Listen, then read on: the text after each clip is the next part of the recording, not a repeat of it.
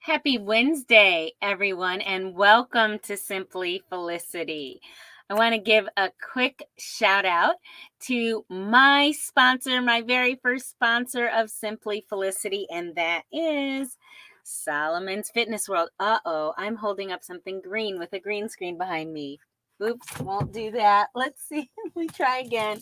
I always show you this. Next time I'll pull out the red one. But this is one of Solomon Fitness World's bands. If you saw the video this week, you saw me struggling. These are so strong. And Solomon Pratt, who is my virtual fitness trainer, did tell me that bands are a lot more like holistic for your workout than weights. I have been weight training for a long time. These are kicking my hiney, guys. I cannot recommend it more highly. Go to solomonsfitnessworld.com, put in code word Dr. Joy, and you will receive your discount, and you'll be supporting my show. You'll be supporting an awesome small business owner who has figured out, even before the pandemic, he figured out how to help people work out virtually. And now, of course, his business is just taking off with it. So I highly recommend solomonsfitnessworld.com. All right, guys, we have another Joy for the Journey show for you today that I'm very excited about. This is a client that has been newer to me in the past few months, and I have just been so astounded and blessed by her progress. And again, I do my Joy for the Journey shows because I think that often interview shows like to talk to people who have already achieved and accomplished something.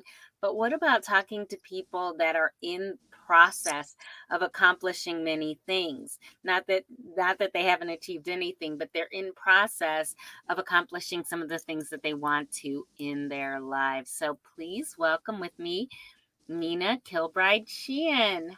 Hello, Nina. Hi, Felicity. I'm so glad to be here. All right. Awesome. Did I say your name properly? Kind of. I'm just having trouble hearing. It's Oh, cutting in and out. I it's don't know still if it's my cutting. connection. Okay. Yeah, you were clear for a while and then it started cutting. And it started cutting. If you are watching, I know I have someone watching right now. If you wouldn't mind letting me know if you can hear me clearly, because if not, then maybe I'll have Nina come in and out. Why don't you try just taking out your earbuds for a second, see if that helps at all. You just never know what it is. I mean, Just unplug it. Yeah. Any better for you, or is it still? That actually sounds better. Okay. I mean, you always see people with earbuds in these things, but sometimes it helps and sometimes it doesn't. So, okay. Yeah. Good. I don't understand that connection, but I can hear you perfectly. Yeah, me either. I just keep trying stuff until it works. Awesome. So, Nina, did I say your name properly, or could you not hear it so it doesn't matter? It doesn't matter. It's Nina Kilbride Sheehan. I think we said it properly. I did. Yay me. Okay. All right. Well, Nina, first off the bat, very excited because you're coming to us from your new apartment. Yes, I am. Oh my gosh. Is this your new mold-free apartment? Yes. There's although this is the crazy thing. You and I haven't talked in a while, but right. At least since last week. Well, since last week, it's just that a lot has happened in that weekend. Exactly. So much has happened, and I've had my regular W-2 job in that time. But this is the crazy thing, and I refuse to allow this in my life. I'm on the third floor. There's only 3 floors. The water main broke and water backed up into all the first floor apartments. Oh my goodness. No. So I am just trusting that they're taking care of it properly. I talked to them about my concerns, and it happened on the 4th of July. So, Wow. yeah. Well, And then they're bringing a dehumidifier to my bathroom because they think there's too much moisture in my bathroom because my door doesn't close right anymore. So, this will not follow me. This will all get handled. It's in God's hands, not mine. And I just absolutely. need to It's take just care of it. another opportunity to trust. Exactly. There you Exactly. go. So, And I would have to say you are handling those opportunities to trust very well. It's why I asked you to be on the show, and I'm so thankful that you accepted. One of the things that I thought about this morning was it's like sometimes people think that if they didn't have nervous energy, they wouldn't really have energy. And I think they need those nerves to really be able to survive. What have you learned about that? I mean, last couple weeks, every week you've been making little shifts, and you were able to confront the situation where you had to move from one place. So many different things went wrong. Things started going mhm. right, and you were really working to focus on what was going right. Talk to me about sort of the shifts you've made in your energy and being able to focus on like a more godly, peaceful energy. Right. Well, that I agree. That is critical. And the thing of it is I teach people, other people to do that. But I think it's also great to have a coach and someone you can talk to. So I think that you've been instrumental, and she did not ask me to say this, that you've been instrumental in that. Because when I feel myself losing my center, um, it would always come back after we talked.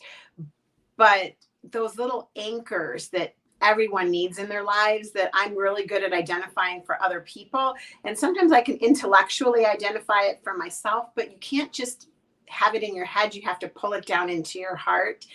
And you helped me to pull that down into my heart and really anchor me more in my faith rather than in my own strength, and really letting God handle a lot of those little bitty pieces, because all of those little bitty pieces that you start holding in your hands and on your shoulders start to weigh you down.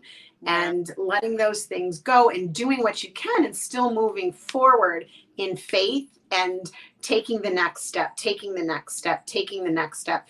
And I've always told people that if you take the wrong step, you just turn around and go in a different direction. And so, really keeping my mind on that and anchoring myself each and every day was really critical to help me to take that worrisome energy and channel that into constructive action. Yeah. So, I find it very interesting because coaching and counseling are almost like they're a gift. They can be almost a personality trait. They're things we were given. mhm. Coaching kind of chooses you, right? More than you choose it. You find yourself being in that position with many people, coaching, counseling them and everything like that. Um However, I, like you, found that I wasn't able to activate a lot of the things that were here. And it wasn't until I trusted myself and trusted God to help me help others that I was able to begin to do that. When I did that, then I found myself being extra accountable as a Mhm. coach. Like, it seemed like for a long time, I was okay not living out certain things in my life, you know? But when you start coaching others, you're like, "Wait, I have to live this. If I don't Mhm. live this, I'm going to be uninspiring. I'm going to be a hypocrite to the things that I'm telling these other people to do." So when you start putting yourself out there, it's like, oh, wow, wait, all of a sudden. And I know a huge turning point for me came with my children, realizing that they were watching me. And if I don't begin to Mhm. live some of these things out that I feel like I know in my head, it's going to kind of be all for naught in terms of my goals as a parent to help my children live out their highest potential. So it's really an honor for me, Nina, to be able to help someone else like on a similar path where you find like you have this head knowledge, right? But it's like until it gets Mhm. into your heart, you know, if it's in your head, but it is not showing up in your life, right? Then you know that you have Right. somehow bypassed your heart. You've gone from your head to your hands, but your heart isn't involved in that. So that's a really crucial part. And I know that you feel a responsibility for your son as well. And how is he doing? Is Right. he still excited about the move? He is. We were blessed. He's got some good friends.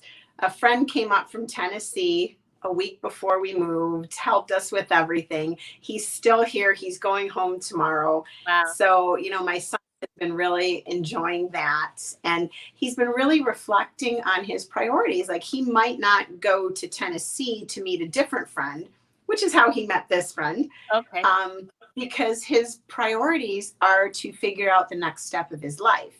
So Nice. he's going to see if he can fit it in. And if he can, he's going to go and visit the other friend too.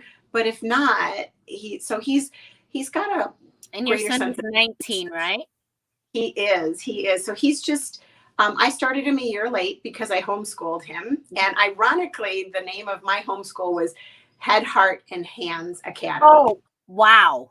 So yeah, I just Head, said Heart, that. and Okay. Hands. And so that's why this when certain situations started to happen, and I focus on these 6 pillars of health: the physical, mental, emotional, spiritual, social, and financial. When I started to get physically sick and had a unhealthy marriage and then started to lose some other supportive relationships, things started to crumble. And so I started to lose that heart piece. And Mm. intellectually, I knew it, and I was struggling because we need that social support. And we get it from God. And I was focusing on God, but which was my anchor. But I didn't have the other anchors there too. And I was, then you started to use God in your head rather than in your heart. Wow. So, but he's doing great. He's excited. He's because I started him a year late, he's finishing up his last year of high school online. And, he was really angry that he didn't get it done by now. But I told him, you look what you've accomplished. You've got so many things that you've done in this last month that were life things. I said, he doesn't have to finish until next year, technically, Hmm. with this program, but it's an accredited program. He did all 4 years, not just 1 year, all 4 years in 1 year, so that he could replace his GPA when he was not focusing as much on his academic goals and his life goals, but his social goals. Because when he had to go to high school, long story, but he had to go into public school. He's a very social guy, and he was always social even with homeschooling. But all of a sudden, he's surrounded by a bunch of kids, and he was more interested in cultivating, creating the friendships and all of that, which is a good thing. But he didn't focus as much on his own goals. So he Yeah. decided he was going to take the whole 4 years again. And so I'm incredibly proud of him for doing that. So, It's a powerful thing. I know his dad is still involved in his life, but you've had to do a lot of the helping him to really grow up and begin to make those grown up decisions. And it is a mhm, lot for a woman to be able to do, but it is not impossible. And we've had a lot of conversations about right. this. He's making a nice turnaround as well. And I do think that you provided a very good example in like facing this where you've had to kind of leave the past behind, not keep worrying about all of the past mistakes, the debt that was racking up, and this department's not going to work out, they want you to go, that can just want to pack into your backpack, right, and just come with you to your future. Talk to me about leaving Yeah. the past behind and what you've learned about that recently. Yeah, well, that I think is such a huge critical piece for any of us. And I had a lot of rocks in my backpack that I was choosing to carry because I wanted to fix everything. And, I think that part of that is like some shame that goes along with, oh, because I always take accountability, but I wanted to fix it so no one would know. So that's taking accountability, but not 100% because you don't want anyone else to know Well, what that's happened. a little pride sneaking in as well, right? Exactly. Yeah, Yeah, the wrong kind of pride. yeah, Being definitely. proud of your work and doing a good job is one thing, but being prideful is a whole nother ball game. And so I started to use those tools wrong that God gave us, not just being proud of my what I'm doing and doing a good job so that, I can help and serve other people, but to making my mistakes and being too proud to publicly not enough, not like standing from a rock or sitting here saying, going on Facebook live saying I screwed up, but being able to take 100% accountability for that rather than trying to sweep it under the rug, fix it before anyone notices it. Yeah, So all those right. rocks I Because that's a carried in my lot of backpack on my energy. shoulder, That's a lot of energy it to try to make does. sure nobody knows. It does. And those were things that I had worked on in my 20s and little lessons that we learned from childhood because our parents learned it from their parents, and there's no blame. It's all on me. But I worked through some of those. But then when everything started falling apart, I started to let those old patterns of thoughts sneak back in, those old ways of being like, we'll just fix this and no one will know, fix everything. So yeah, it was a process. It was learning to hand it over to God, learning to just say, this is too big for me. You have to fix it. And I used to have that trust. Um, and so it was frustrating to me that I lost it and didn't know how to find my way back. And you thankfully helped me with a huge piece of that too. Because you were always there guiding and pointing out and identifying those those old processes that, and I can't remember the exact situation, but we had to talk through something quite a bit before I was like, oh yeah, I am doing that. I didn't recognize it. So It it is must have interesting. been. It's interesting how much we think we're trusting God while we have supports. But when those supports are Mhm. removed, we really find out if we actually are or not. Like when it's just us Yeah, and God and a child looking at us, like, hey, you know what I mean? Their little eyes really show you whether you're trusting God because when they're looking at you, if you don't have anyone you're looking at, it's really kind of obvious, right? Like yeah, what's going on that you're really not trusting God. You are right. expecting something within you to be able to answer it for them. But when we Mhm. get to that place where we can look at our children and be like, look at God, man, I'm trusting God.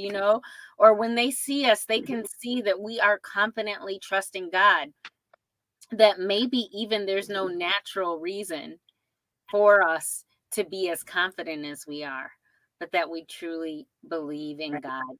Now, honestly, the real like core of the faith comes when you don't have a lot of evidence. You're just looking at those Bible stories.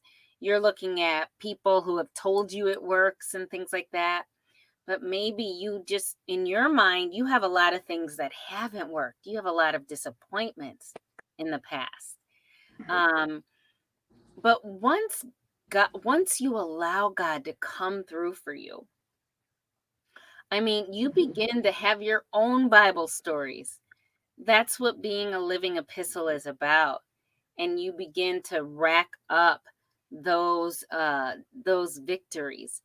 I want to know um, if you were able to sort of take that challenge. We had talked about, so there was a particular thing going on when you with this new apartment, and you had this vision, worst case scenario vision, of going to the office to sign the papers and to finally move in. Were you able to ever sort of really improve your vision about it in your head even before you walked in there? I mean, because obviously the worst case scenario was that you were going to get there and they're going to be like, no, you can't move. Obviously that didn't happen. But did you fix it here before then? I'm just kind of curious how that journey went. Well, and correct me if I didn't hear you, because like there was a little of that cutting in and out. But when I there was a point where I just said, no, you know what? This would have been identified by now, and I just kept I kept talking to God.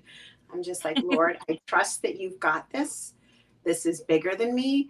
You would not have let it get this far. I know you love me. I know you love my son, and I know that this is okay. And so I had a greater peace about it that day, and not a greater peace about moving all those boxes, but I Right. did have some other teenagers, not just my son and his friend. There was actually, well, there was just one other one that helped us, but that was beautiful.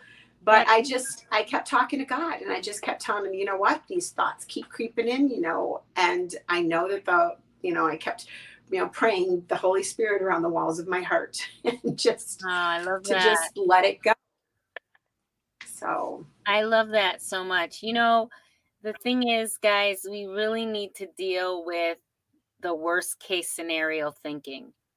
It's that can be very powerful, and we have to understand the importance and power of vision. When we have a vision of the worst case scenario, you might not, and this is why people don't realize that it is a seed that comes up. You might not manifest that worst case scenario, but you might manifest another one, right? yes. And so you really want to keep, and even with what's happening right now, I believe you're getting another chance to pass this test, Nina, with what's Yeah, happening in the first floor apartments.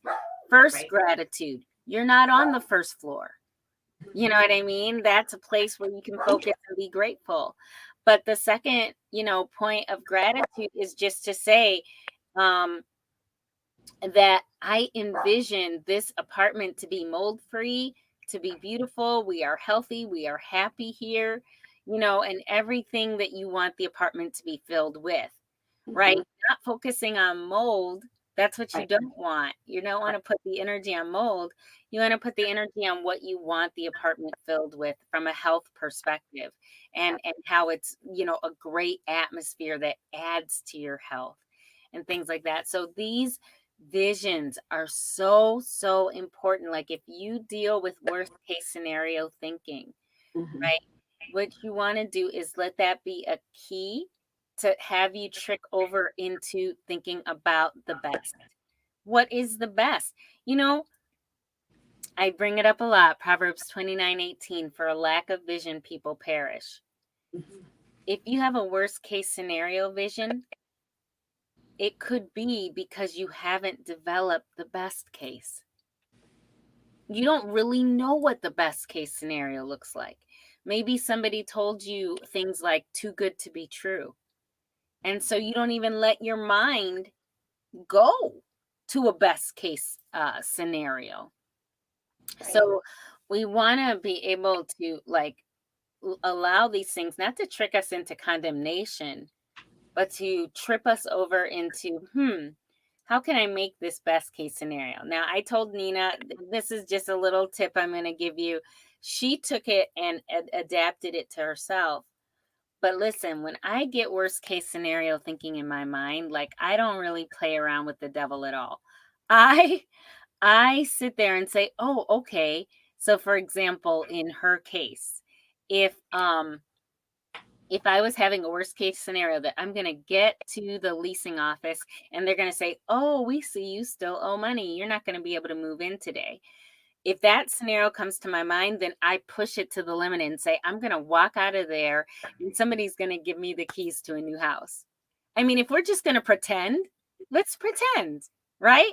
Like, Right. if that's going to happen, God is going to do something equally awesome right after that happens. That's what I believe. So I always take those things the devil gives me and I just push it and Yeah. I just smack him in the face with something. Like I'll say, fine, fine. If that happens, then this will happen. And it's like I kind of challenge him, like, what'll happen next? And he just doesn't want to play that game with me. He really just wants me to believe the first thing and get sad. It's like, no, I'm not going to get sad. The reason I'm not going to get sad is I have completely divorced myself from how. I don't care how this happens, but I believe God spoke on my heart that He was going to give me and my children a safe place to live. How? Don't care. I don't care if the leasing office says this. I don't care if this debt comes back to haunt me. I don't care this and that. So when you, as a general principle, can detach from how, oh my goodness. It's just the freedom is amazing because then you just allow God to do things however He wants to do them. Now, what I spend my time concentrating on is not the how, but the what. How specific can I be in what I want? What is God putting on my heart right now? And how specific can I be about that? Um, that's what I really feel like my job is. And it's it sounds way easier than it is. Mhm. Now it's a ton of fun, but it sounds easy, so people miss it. Oh, I know what I want. Do you? Because as soon as I ask people to start writing things down, there's so many things they don't know about it. So it's like, I feel like you really don't know, right? But that is the work that God's given us is to be like somebody digging for gold, and you have to dig and dig. He's already put the gold there in our heart, but it's our job to dig it out and to get more and more specific and then begin to act on it. What has been the process like for you for writing down your vision and really beginning to focus on it? Well, I have done two things. You had asked me to write a list of top 10, and I did that. And so I read that. And I'd like to say I read it every day, but with the move, I haven't. But it's still there because I did it. And at first, inconsistently. But the other thing that I had done, which I found a great Christian business coaching group, is I wrote a letter from 2022 Nina to Oh, I love it. one Nina. Oh, I love that. Yeah, and so I included like a lot in there, specifics, things that push the edge that God's going to have to figure out the how, and but not so big and broad that they should be 10-year goals rather than 1-year goals. And I as I was reflecting yesterday, even though I was working yesterday, this is like my first day off. I feel so refreshed. But one of my goals was, and I read that, and it's written like Dear 2021 Nina. And one of them was, who would have thought that you would have had your own home in the middle of nature? And because I love nature. I love to be outside in it. And this apartment came up at the last minute because my son was online. It was um, the Saturday before last. So it was just like 5 days before we were supposed to move. And the apartment that we were going to had the administrative fees weren't refundable, but they had the apartment. No one was looking at it, and they were going to call us when they did, because I said I want to work a few more days before I put the money down, and that was non-refundable. So he wanted to find something else, and he found these places. I was off on Sunday, which was 2 days before we were supposed to move, June 27th. And so I went and I looked at two of them. And this place I really loved, and it was close to the expressway, so I could get to my W-2 job. And one thing I loved about it, and I didn't realize that even though it's not my own home yet, it is my home. but it's not my own house, which is what I was referencing in the letter. But God already gave me part of that, because I'm going to stand up and try to turn around. But this is my view from my bedroom window. And I don't know if you can see, it doesn't look as good in the video, but I face a beautiful pond. It's brand In the new. middle of nature. I didn't know I was reading. Exactly. Oh my So gosh. he's already giving me the things that I have put in my letter. And I've just been doing a 90-day Facebook Live challenge. I haven't done my webinars for my coaching yet, but I had someone reach out to me, and I'm not even doing the Facebook Lives as a promotional thing. I'm doing them on different topics. She messaged me and she said, I love what you're doing. My granddaughter, has autism. I've got 150 pounds that I have to lose. I want to work with you.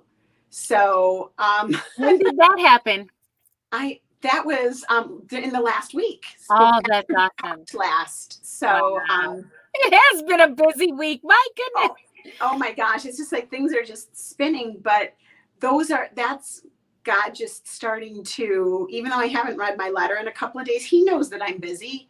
I had my letter in my folder too, but work has just been, with moving, I have been so physically tired at work, but every day I've gone and I'm like, Lord, please just help me to get, to take good care of whatever patients I get today. May they not, because usually with the agency type of nurses, they throw a patient over here, a patient over here.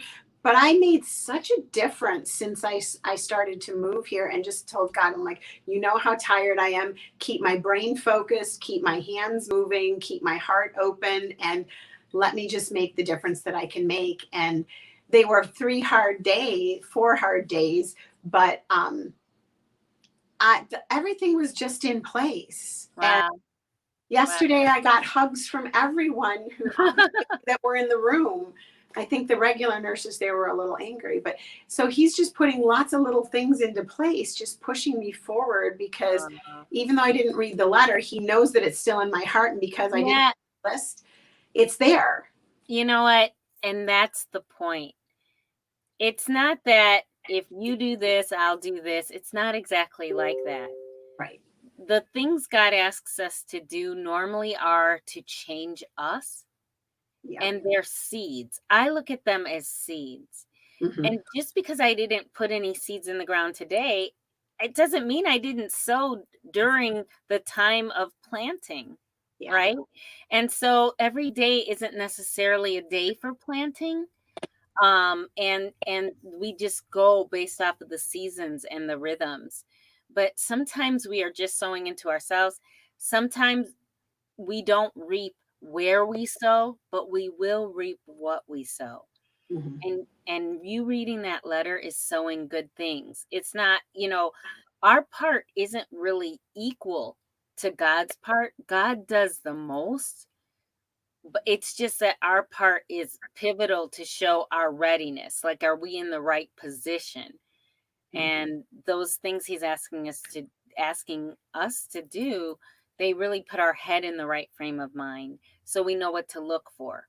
I'm sowing good seeds. I'm looking for good things to happen. Yep. If I'm sowing seeds of negativity, then I'm looking for negative things to happen. And that's where my energy and my attention will go, to help grow those either negative or positive things. Or we could say things that I'm intentionally manifesting, or things that I'm really doing unintentionally. So it sounds like you are just being really, really intentional about taking your thoughts back to God, to God, making sure that he has the most of your conversation through the day. Mm-hmm. Really just seems to be the one key difference maker. Exactly. And it was a difference maker in my early 20s. And I'm going to get back to reading my letter, because I sowed that seed, but if I stop watering it forever, it's not going to grow. So and that's what you want. Like, you wrote down what you want. Oh, thank you for bringing it up again. So, hey, I want to mention this, and I, again, love bringing guests on like this. You're kind of getting some free life coaching, or as you give to my Patreon or support through the sponsors or whatever, this is my gift back to you. Oh, there were a couple of things I want to say. Okay, first thing is, your Facebook lives. I had that happen to me too. I did a 90-day or something like that challenge. I also got clients from doing that. They were not coaching related or anything, but they did offer value. Clients respond to value being offered, right? It's not necessarily the specific marketing that you do, but it's the value that you give in general. The more you do a call to action, it will specify the funnel where they can, put their interest.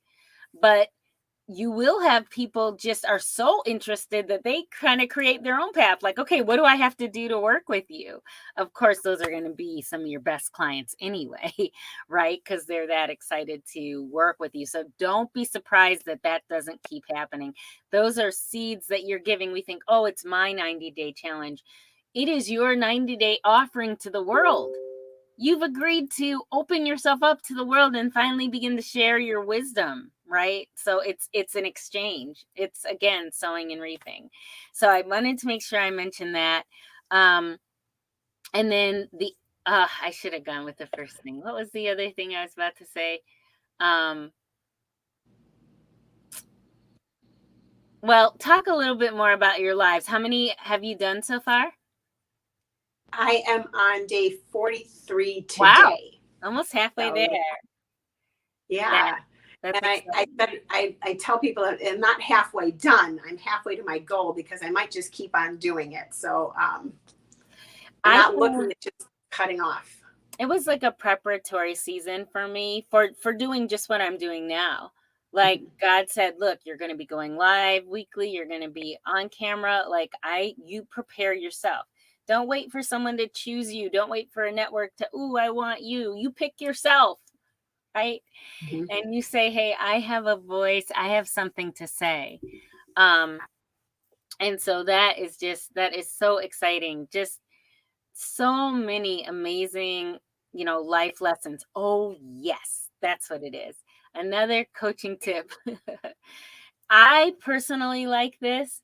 I love what Nina's doing. I also do that, and I recommend it to clients. There's a website called futureme.org. Futureme.org. You write a letter and you date it for the future, and they email it to you on whatever date you specify. It is like this present from heaven. It is like this little gift from the future, from the past, kind of all at the same time. Like, it is the coolest thing. I have been using futureme.org for 8 years, maybe. Actually, I guess I could go back in there and look. They save the old ones. What a tremendous record of my journey. It has been amazing, and this is also why I say it is way harder to figure out what you want than you think it is. Because the things that I thought, that doesn't mean don't do it. That means get started. Because the things that I thought I wanted back then, like, I really kind of had no idea. I knew what I wanted to feel like, but I didn't know, how it would come. And sometimes I would express it like, oh, I want this much money. Let me tell you something. So I believe I told you, Nina, the story of how I doubled my income, right? Yeah. So I was reading this thing, and it said that income has a feeling associated with it. So I was like, ooh, that's really true, because at the time I was reading it, I was making 30,000 a year, and I could distinctly remember when I was making 15 wanting to make 30. And so I could remember how the 15 felt. It wasn't enough to cover my monthly expenses. Things were getting cut off, this, that, and the other.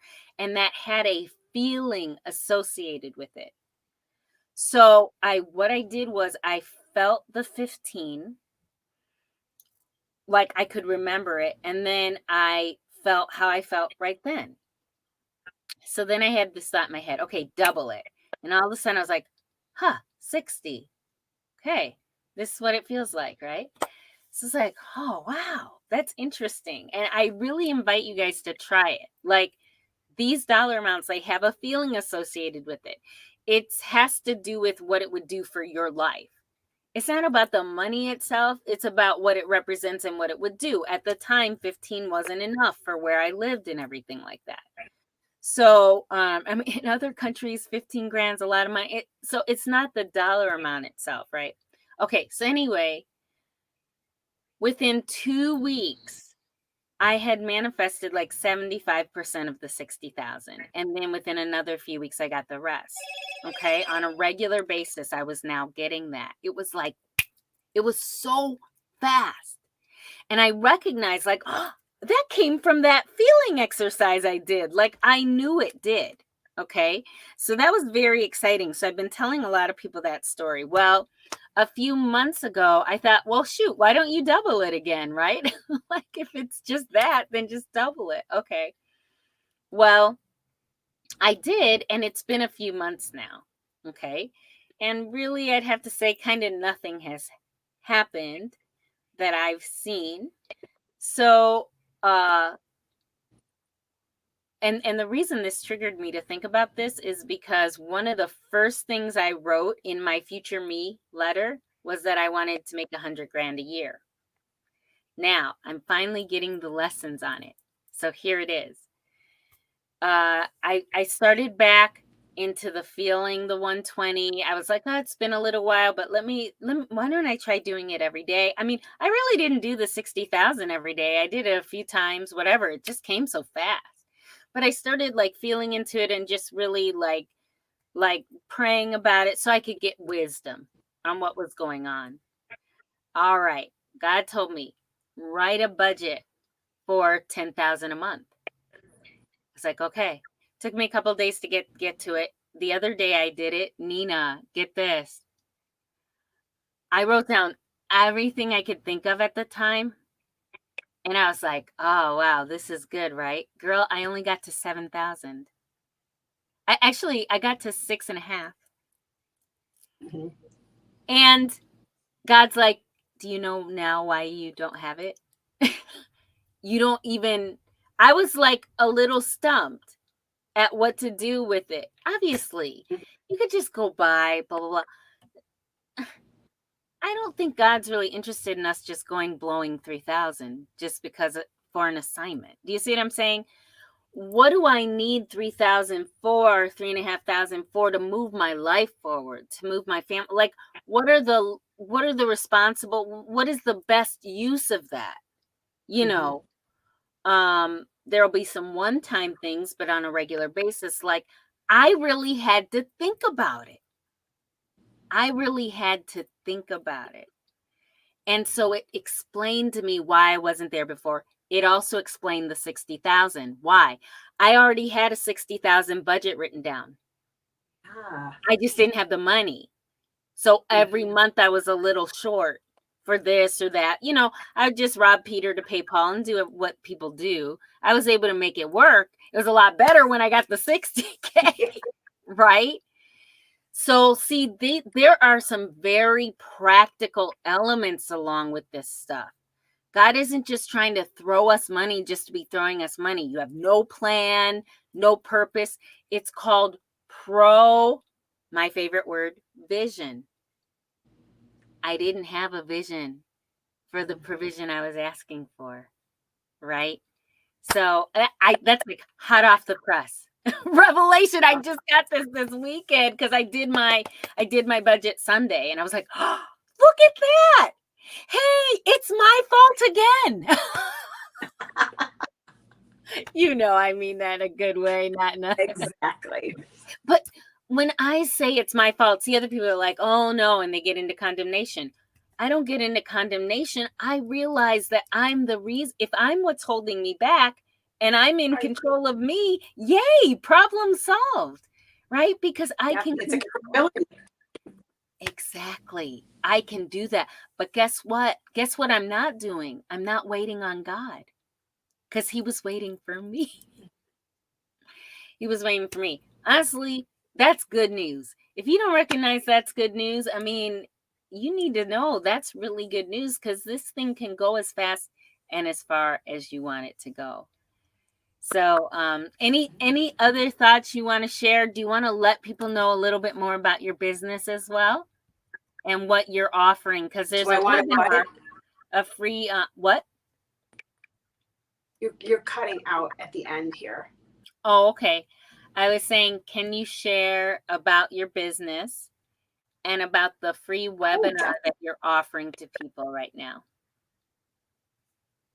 Yeah, I would love to. I don't have a site for my webinar right now, but I do health and life coaching, and I also market real estate investing education because I'm healing my financial pillar of health, and I'm going to change my generational pattern of wealth right now as of this moment and the every moment that follows. But my I have two webinars. I'm doing one on my health and life coaching, and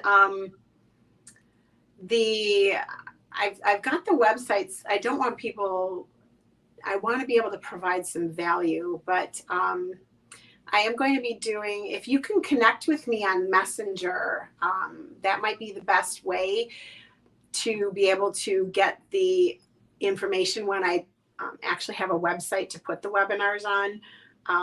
So Nina Kilbride Sheehan is what my name is on Messenger. You can look me up on Facebook too. My professional page on Facebook is Nina Kilbride Sheehan Enterprises. And I haven't been very active on building that because of everything that's been going on right now. But link up with me and the webinars will give you a ton of value just on the things that you need to. The health and life coaching is on really what creates health and what takes it away. And then the cellular detox is about when you're doing all the right things and you might have an issue that's a toxic issue. Emotions play a piece of that, but really it focuses mostly on helping you to detox your cells. And there's always the emotional and spiritual component to that. So that will be included in that program. But it will give you a lot of concrete information that you can take away so that you can make good steps towards healing your body and healing your life, and then hopefully healing your finances too. Well, not hopefully, you will You get something. will. Exactly. I catch myself all the time doing that. I love that. But I'm on this journey. I've been on this journey a long time. God brought this program to me, the coaching program to me when my son was 3. This is 16 years ago. I Wow. put it all together. And so he's pouring the resources into my life right now. And I am being open and receptive and letting him guide me rather than trying to fix every single piece. And so I have so many opportunities to help people, and I'm excited about it because it's important to be able to look at all the aspects of your life and heal it. And if they follow you on Facebook, they will see this 90-day challenge, right? They will, and some of them I'm going to say, I'll sit in my bed at the end of the day when it's a long day at work and put my computer sunglasses on so that I can actually get to sleep. And so some of them aren't all substance, but there's one on there that's really great about managing your time and managing your life with Stephen Covey's time management quadrant. I think it was the 27th of June. It's about 35 minutes long, but you get a Wait, are lot of you going live for 90 days, or are you just watching videos for 90 days? going live for 90 Oh, days. okay. But if someone wants to watch, yeah. So I am going live. Some of them are longer than others. Some of them have more substance than others. Because But they'll sometimes I'm get just to know you. They'll get to know you and right, sort of see what it is you're about and what you're right. offering. So, And it's yeah. consistency too. I want to show up every single day, no matter what, because life happens. Some days we're at our top best, and other days we're not, as long as we're doing our best for that day. And so that's why I've started to cut myself some slack, because in the past I would have said, "Oh my gosh, I can't go on live and say that and say nothing." But there's always some little nugget in there. It might be a tiny nugget, but like consistency and persistence. I said that one day that I'm coming on, and we're just going to do this. And so, but yes, I will go live every 90 days. I don't have a set time because I do have a W-2 job. So, and it's a 12-hour a day job. So, No, I I have you to know come what? home, shower. Yeah. I love that you're doing it. I love the consistency. You're showing people that it's possible. Mhm. And you're actually, by doing challenges like that, you are letting people see you change your life in real time. So thank Exactly. you for opening up to us about your journey today, Nina. Thank you for offering your wisdom to the world. And guys, I really encourage you to follow Nina Kilbride Sheehan on Facebook. Take advantage of her free webinars, share these things around. And you know what? Thank you. Thank you so much for joining us today. Thank you to all my Patreon supporters.